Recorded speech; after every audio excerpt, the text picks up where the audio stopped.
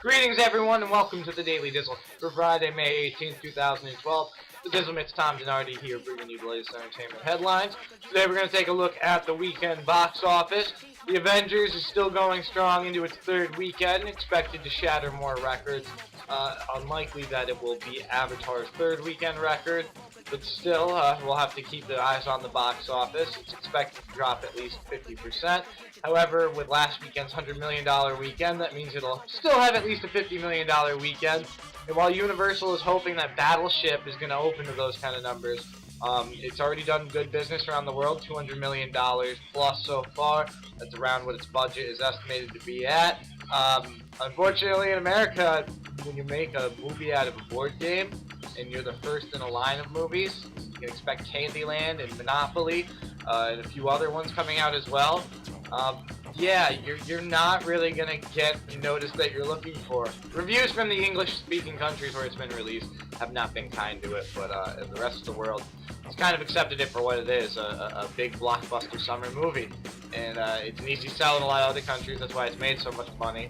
America, though, is just going to see it as the game that's been turned into a movie, and probably has no redeeming plot points. As I've been describing it to people, it could be the Nicolas Cage of summer blockbuster movies, but I'm still torn. I might give it a shot just because it really does look like the Avengers without the superheroes, so it might be an easy sell to the kids who are looking for an action movie.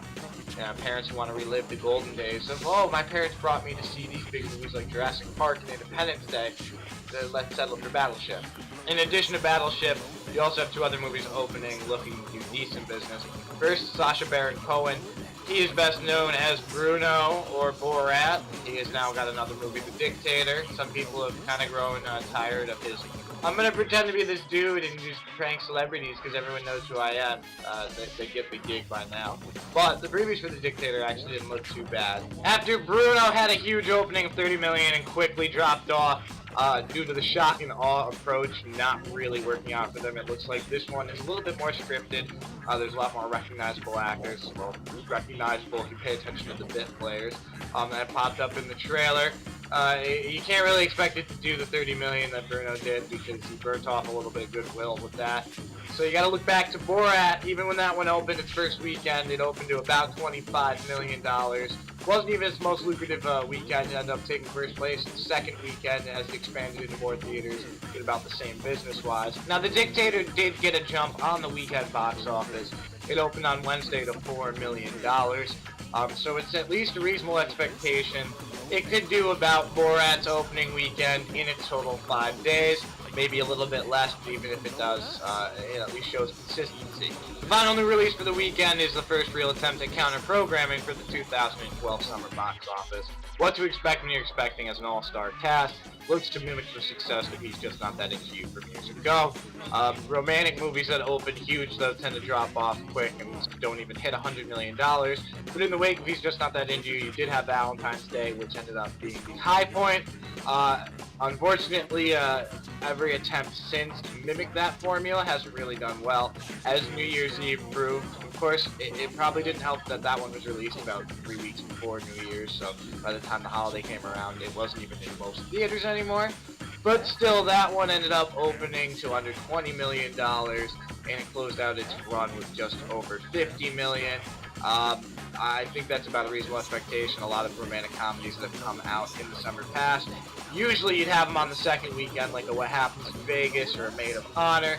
They usually at least open anywhere from 15 to 20 million and at least gross anywhere from 40 to 50 total. Usually on not huge budgets, but this one, because it is the all-star cast, with some of the big names attached, the numbers could add up quick, and it might lead to less than rosy results for the opening weekend. But when it comes to the openers, official predictions, we'll say Battleship for 37 million. The Dictator, probably a little bit lower. We'll say 17 for the 3-day weekend, and maybe like 24, 25 total for its 5-day opening on Borat's level at least.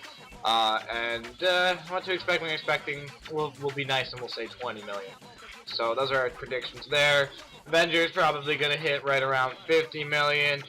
Johnny Depp and Tim Burton, after not really blowing the world away, let's say right around like a 60% drop. we'll say 11 or 12 million for that. So that's our guess as to what the top 5 is going to look like at the box office this weekend.